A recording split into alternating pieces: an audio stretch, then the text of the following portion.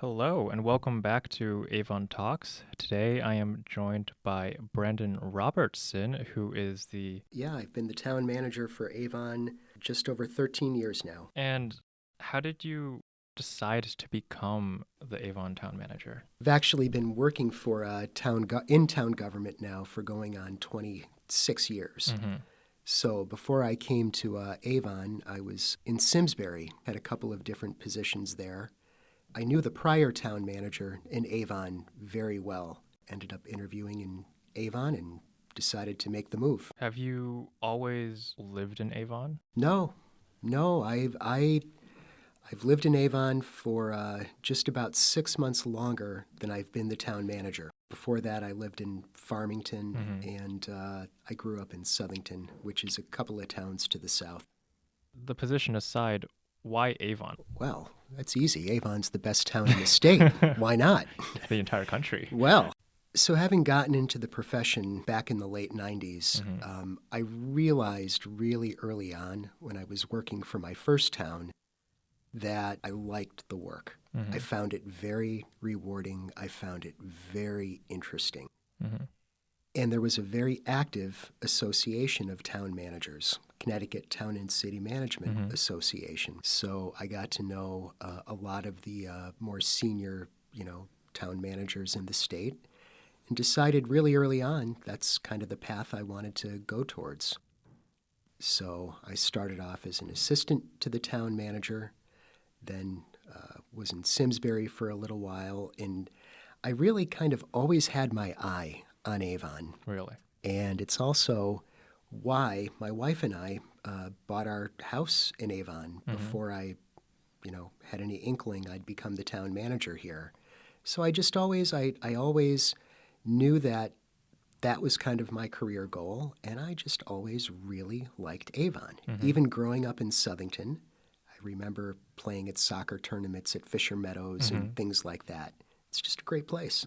I think one of the things that a lot of people might be wondering is what is an Avon town manager? What is a town Yeah, manager? So you yeah. talked about how there's this association of town managers in Connecticut. Do like town managers all function the same throughout the state, or is there something unique about each state? And is there something unique about Avon? Well, the basic role of the town manager is going to be the same everywhere. Mm-hmm. And a town manager is, an administrative executive professional that is selected based on experience, education, and typically adherence to a really strict code of conduct. So in Connecticut, we have, 169 towns and cities, all different forms of government. I think there are 20-something communities that are council manager towns that have town managers. Mm-hmm.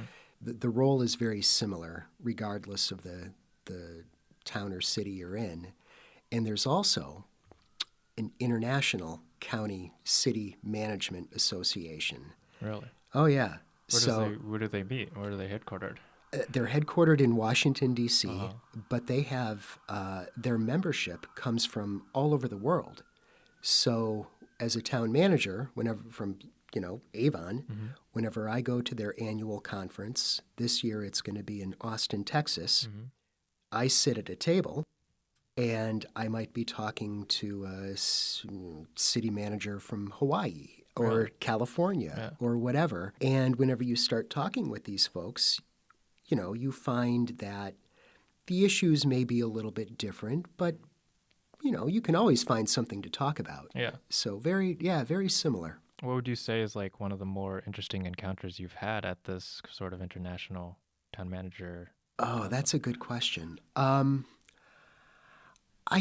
nothing specific sticks out, Mm-hmm. but it is very common Mm-hmm. where you will just sit down at one of these tables Mm-hmm. and strike up a conversation.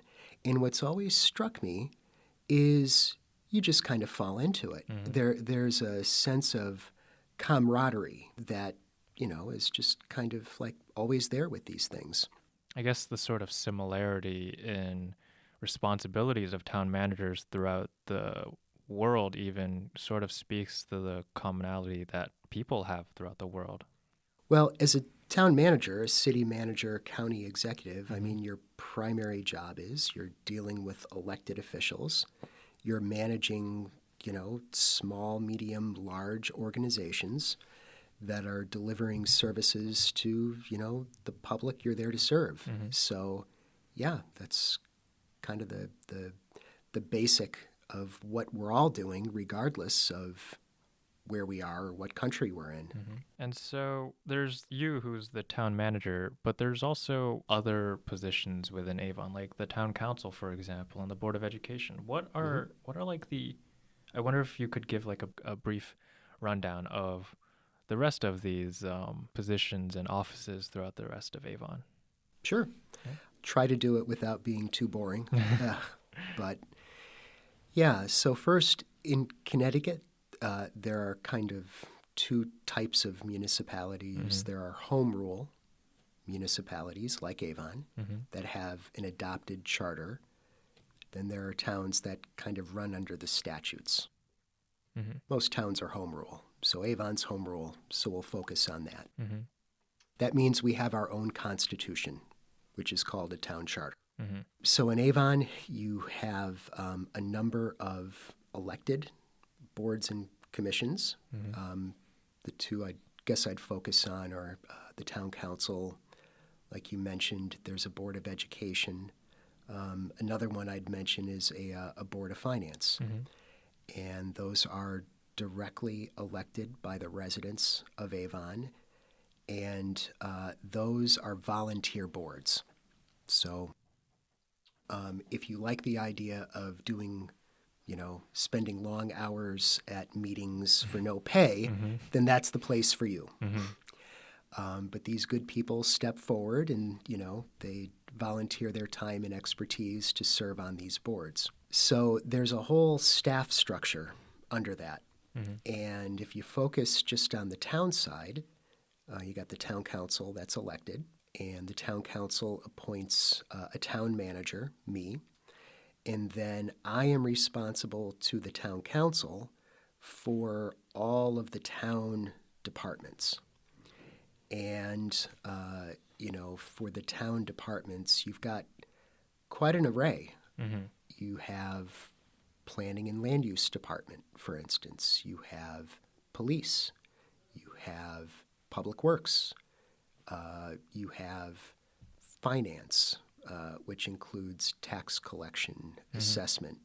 You have social services. It's not exactly the same kind of reporting relationship, but you also have the library to some extent. So I'm responsible to the town council for the administration of working with the department heads with all of those departments. So it keeps me busy, and it's very interesting. So, so how does someone get elected to the town council? So it's they're elected, obviously, so they're like, they have to run for it. But what is like the most common type of people that you see running for town council? That's a really good question, and it's what makes my job in a way so interesting, because there is no common denominator. You have people who come from all different kinds of backgrounds. Over the years, there have been people from private business, nonprofits. You tend to get a lot of attorneys that are interested in serving. I can tell you, like the council chair right now has, I think it's a PhD in statistics. It's really all over the map, but it's what makes their service so valuable, because they all come to it with a different perspective. So it may be that, a lot of these issues kind of repeat themselves. I see them every year. What makes it interesting is when you get somebody new on the council who hasn't seen it before, and they have a different reaction to it or a different idea. So yeah, a lot of diversity, diverse backgrounds. So you would say that as the town manager, and since you've been here for, most of these people serve 2-year terms, Is it often that they run for re-election It or? is. Okay. Yeah, there is a lot of continuity. Hmm. Yeah. But would you still say that would you say that you serve as sort of like a more stable figure throughout the town government as Yes. like, okay. And Yeah. that's one of the things that the council manager form of government provides. Hmm. It provides more stability. It's kind of like an analogy would be a superintendent with the Hmm. Board of Education. You know, on the town side, a lot of what we do, these different projects they take years Mm. to play out. So, the town manager being a more stable presence can kind of, shepherd these things along. So the town council is a volunteer basis and it's elected, and then so is the treasury and the people who deal with the finance. Is there a way for Avon residents who maybe don't want to run for office to get involved within Yes, local government? right. So there are some boards and commissions that are elected: Hmm. town council, board of finance, board of education, board of assessment appeals.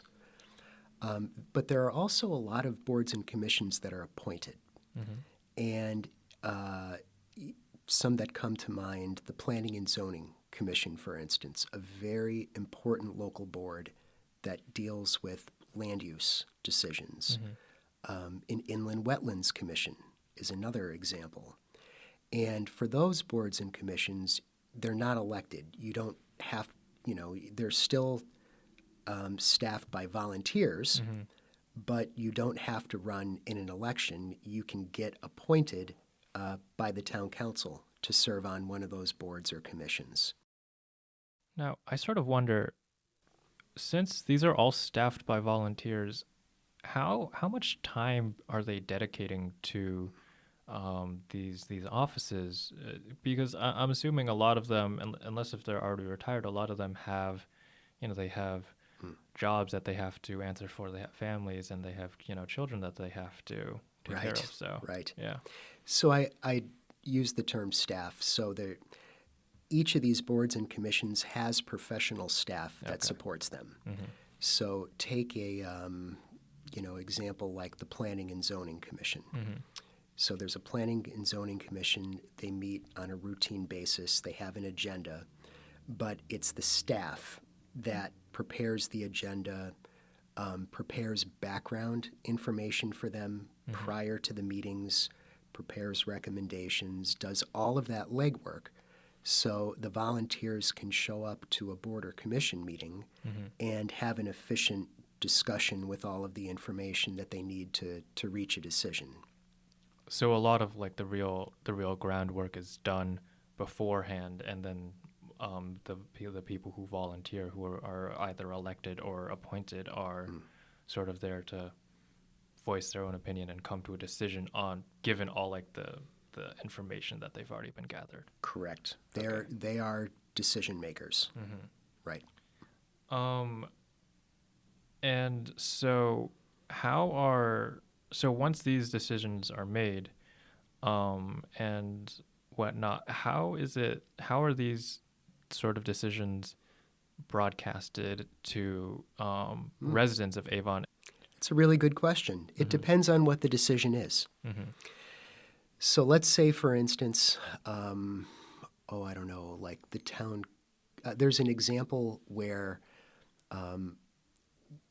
the town council at their last meeting decided to schedule a public hearing Mm. to receive public comment on a proposed ordinance that would allow the town council to provide tax abatements for certain housing projects. Mm. So let's say that they hold the public hearing in September, and let's say that pending public comment, they decide to go ahead and adopt the ordinance. Hmm. Well, in that instance, there would be a legal notice that goes out. We might put something on the Facebook page. We might, put something on the website, something along those lines. If there is a decision about a program, let's say, the town started a program to accept applications from community groups Mm-hmm. that were interested in obtaining a grant from the town to hold a community event. So that's the kind of thing where once the council decided to do that, we made an application process and again posted on Facebook or the town website to let groups know that we had such a program. Mm-hmm. The town works hard to try to get the word out to the residents about issues of interest.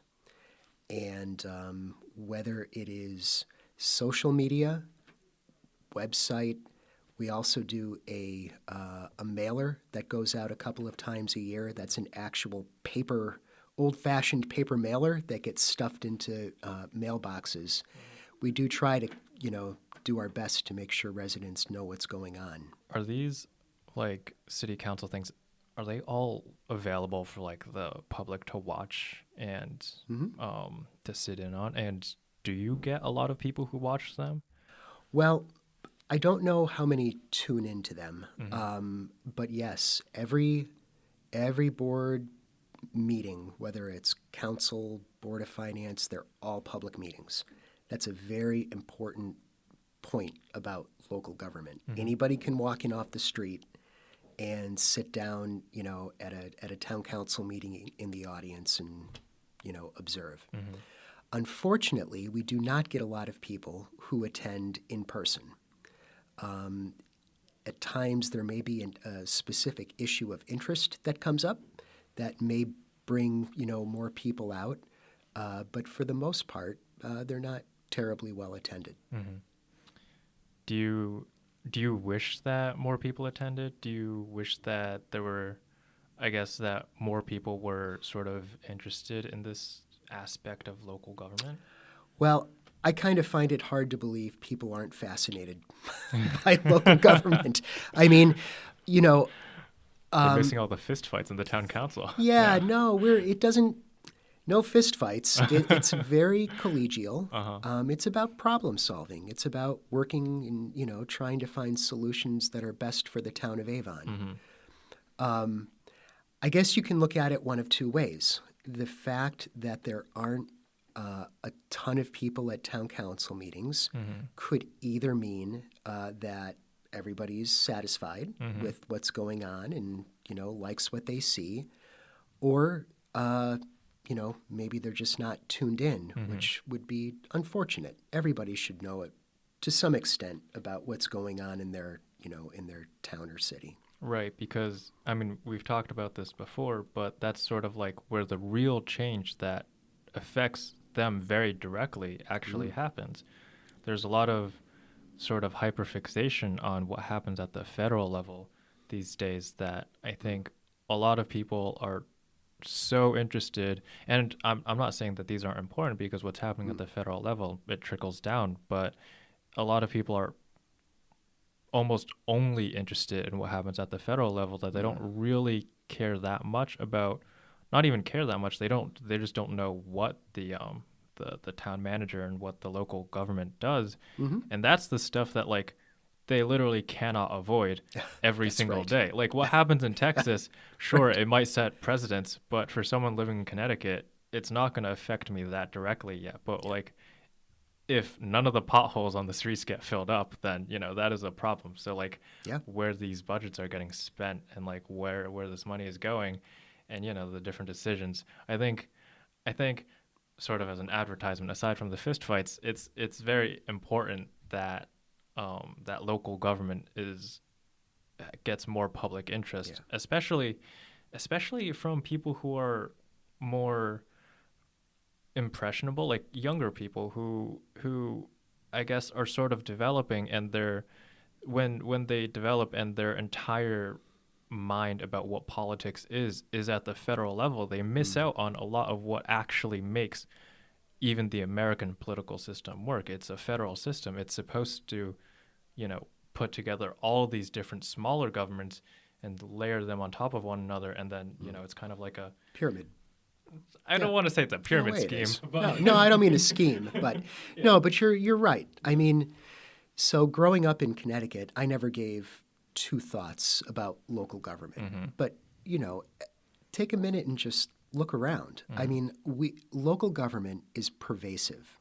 You live in the community, you drive on the roads, whether you have a septic system or you're connected to public, sewer, you're using the toilet, you're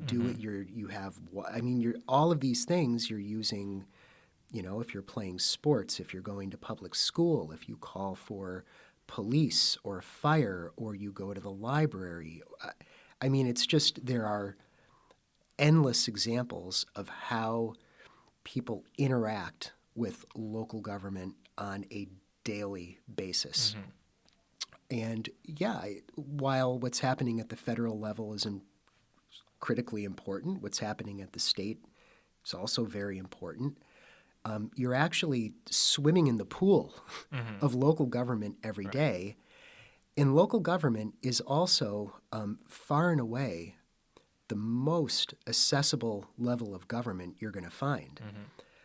And it's accessible not only from a personal perspective, like you can walk in the office any day of the week and, you're likely to find me there and you can talk to me. But it's also accessible in terms of understanding it. I defy anybody to understand the federal budget. Yeah. But you can take the town of Avon budget, which is posted online, and in a couple of hours, you can have a pretty good idea of how it works, what the structure of the organization is, what the revenues are, the expenditures, the issues that are being faced. So, people should understand what's going on locally. It's important, and they're paying a lot of money for it. Yeah. Is there anything that's being done then to sort of try to teach the whether it's just residents of Avon or even have it incorporated within a school curriculum, teach more about this sort of topic? So civics education has really dropped off, and I think it shows in a lot of ways, unfortunately. There are some examples of, opportunities where you can learn more about a town department. I mean, again, my door is always open, and as you found, anybody that walks in off the street that wants to talk about local government, I'm your guy. The police department does things like citizens police academies from time to time.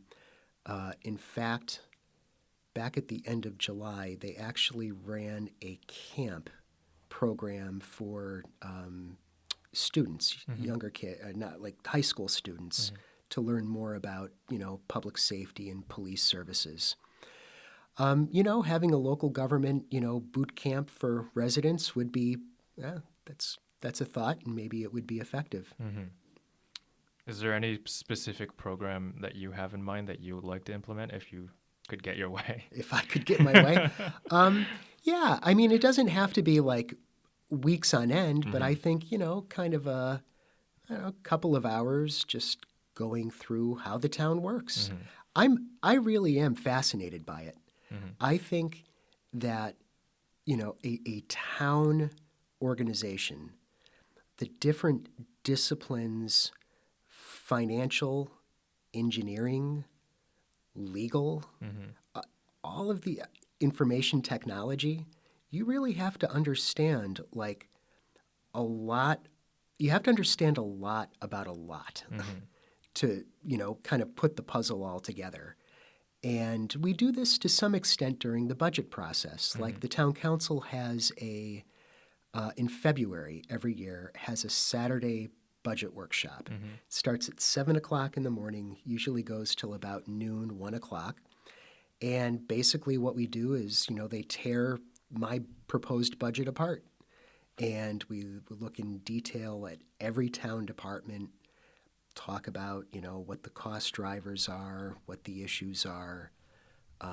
So I would say that for anybody who's listening, who wants to get, a good kind of primer on local government, go back and watch that budget workshop from 2023. It's very comprehensive. I mean, speaking from personal experience, at least, my civics education, at least, like speaking to your point about civics education sort of falling off, my civics education in um, in elementary school and in middle school, those are the years that I attended the Avon public school system. I I don't actually distinctly remember learning much about the government Mm. and just observing like the modern, social media sphere. A lot of like policy and political outrage is almost always directed solely at like a few people when in Mm. reality what makes this country work is a huge number of people all making decisions every single day Hmm. to to get these things done. So this sort of civics education, even though, as you put it, it's really hard to imagine why anyone wouldn't be interested in local government. I Right. think it's still it's important to get the basics at least, I agree. right? It's very important to understand basic structures Mm-hmm. and where to start if you have an issue, Mm-hmm. or just understanding again, like who does what, Yeah, who has what responsibility. I think that's the important thing. It's who to be angry at when you have an issue, Yeah, who to lobby yeah. your complaints with. Yeah. And again, I mean, the thing about the local government is, you're going to be heard. Mm-hmm. And it's far more likely that at the local level, there's going to be, I mean, you're going to be heard, number one. Mm-hmm.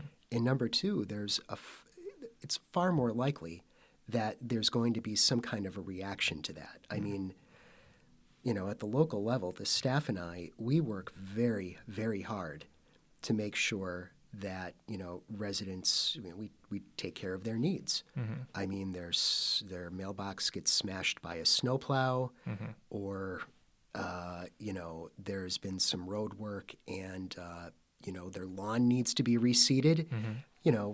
We take those things really seriously. We try to provide a really high level of service. How would you say your personal relationship is with a lot of the residents of the town? Would you say that you get the chance to speak to a lot of Avon residents very frequently? Well, being one, yeah. So, I mean, I've lived here for over 13 years Mm-hmm. now. I've got kids that are in the school system.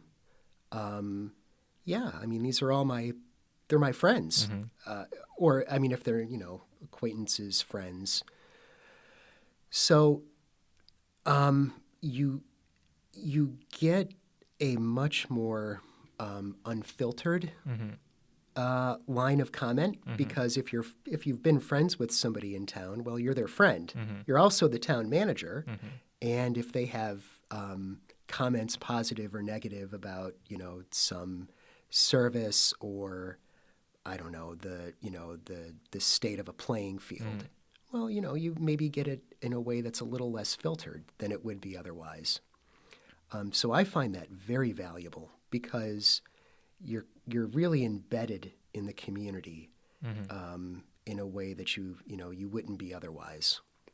And I'd imagine that as a town manager, you actually get to talk to the people who you're responsible for, of the town that you're responsible for, much more than, like, say, Connecticut state senator who might not really get the chance to sit down with people and talk to them and actually have people, in their office telling them that, they don't like necessarily Yeah, what they're doing. right. Yeah. Well, I mean, I'm here. Mm-hmm. Yeah. In my, you know, the office is right off Route 44. The Mm-hmm. door's open, and yeah, I mean, I would hope people come in and tell me what they think. Mm-hmm. So that's a good thing. Have you ever had really negative or really positive? Sorry, I don't know why I went straight to the negative. Yeah. But have you ever had really interesting experiences with the residents talking to you? Yes. Sure. Are they shareable? Yeah. I mean, look, most people just want to be heard. Mm-hmm. I mean, that's kind of what it boils down to. Mm-hmm. Whether it is the state of, Route 44, questions about development, observations about how things have changed over time, I find that, or taxes, find that 98% of people, they just want to be heard. They want somebody to listen to what they've got to say. There have been some interesting times, for instance, back when we had that October snowstorm in like 2011 or 2012, when we were out of power for like a week and a half. So that wasn't such a happy time. But that was such an unusual situation. This is what makes Avon a great town, right? People appreciate the level of service. Nobody likes to pay taxes. I don't like to pay taxes. But I think by and large, people think there's value there. And when they have concerns, we listen to them and we do everything we can to address them. And it's just nice being able to see where these are actually going. It's nice to know that this is not Foggy Bottom. Yeah. So you can see, and that's, again, one of the things that I find so fulfilling about what I do. It's because, a budget's adopted, and then I can see the road work getting done. I can, an example, we just repaved the parking lot over at the Board of Education administrative building.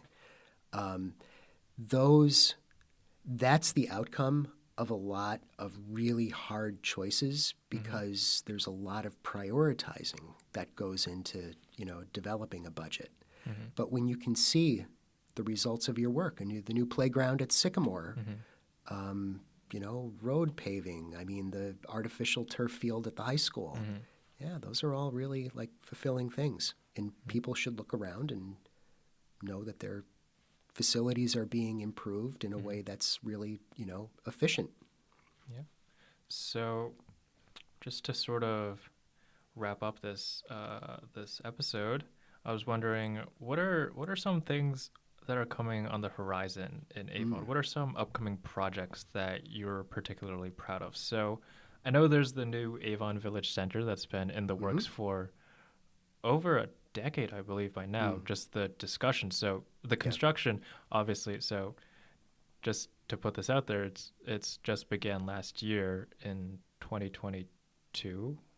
Opened Last year, 2022. For the, I'm sure, millions of future historians who are going to dig up this podcast and be incredibly interested in this Avon Village Center. But talks about that and like the planning and like talking about how this is going to impact the traffic through the area, all of that has been going on for many, many years before it opened or before construction even began. Yeah, see, that's another important point about, how we do things in Avon, right? There's a lot of planning, years of planning. So the Avon Village Center project, the thinking around that even predates me. And, in like the 2010s, there was a whole village center study that was completed. So ultimately, the property was acquired. A plan was approved by the Planning and Zoning Commission, I think in 2015 or so. And the Whole Foods opened, I think it was the fall of 2021. So the town's role in that is regulatory. So through the Planning and Zoning Commission, the town approves plans. Once those plans are approved, it's up to the private property owner to build it out. And the town's job becomes ensuring that it's built out in accordance with the approved plan. So they're basically done with phase one. So we've got that nice Whole Foods. There are some other businesses there. There are still some vacancies that they're trying hard to fill. And they're looking to the future for additional housing, which will also be part of that project. But it's very exciting because the whole idea of the Avon Village Center zone in the study that led to the zone is that it's trying to create more vibrancy, like more of a downtown feel in Avon.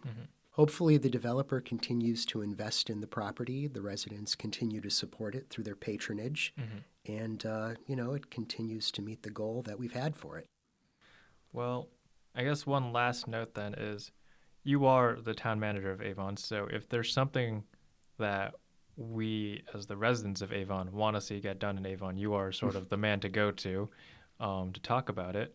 But what about something that you want to get done in Avon? What is something that you would really want to get done in this town if you could have your way, no obstructions?